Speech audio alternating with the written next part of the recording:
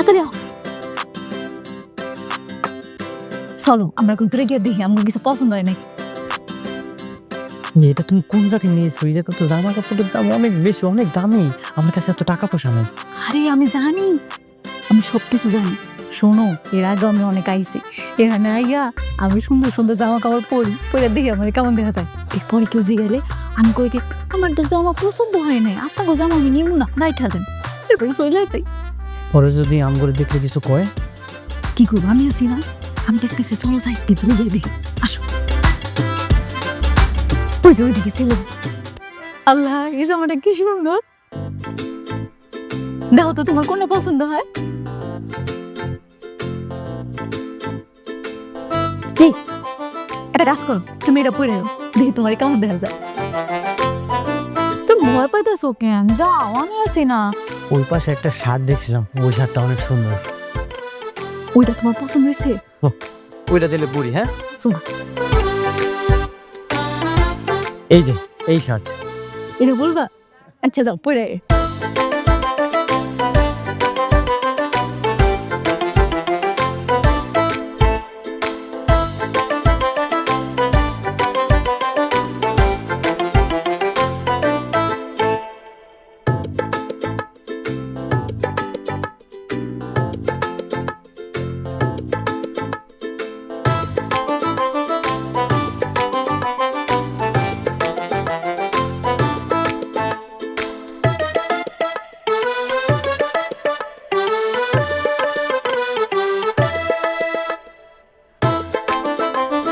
মাশাআল্লাহ, তোমার এত সুন্দর লাগতেছে, পুরো অফিসের বসের মতো দেখা যায়।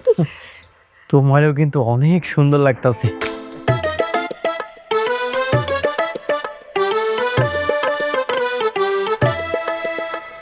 এই, আপনি সেই মেয়ে না যেদিন ড্রেস স্টাইল দিয়ে গেছিলেন? হ্যাঁ হ্যাঁ, আমি। কেন?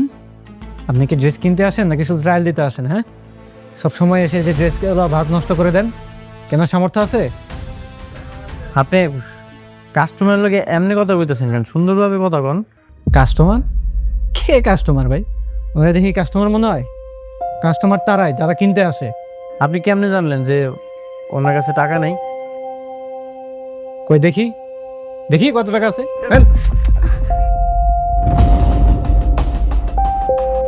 200 টাকা নিয়ে আসছে এই জিনিস কিনতে। আপনার কাছে কোনো টাকা আছে? ওর টাকা পয়সা নাই। তোরা কি এই জায়গায় চুরি করতে আসছস নাকি? ভাই ভাই, অনেক শখ হয়েছিল, এই লিগে একটু জামাটা পরে দেখছি। আপনার শোন না, মাফ করে দেন, আর কোনোদিন আমরা। তোদেরকে 1 মিনিট সময় দিলাম, ড্রেস চেঞ্জ করে এখান থেকে বের হয়ে যাবি। তো দারোয়ানকে ডেকে ঘাট ধাক্কা দিয়ে বের করে দিব। তাড়াতাড়ি চলে যাও। যাইতাছি ভাই।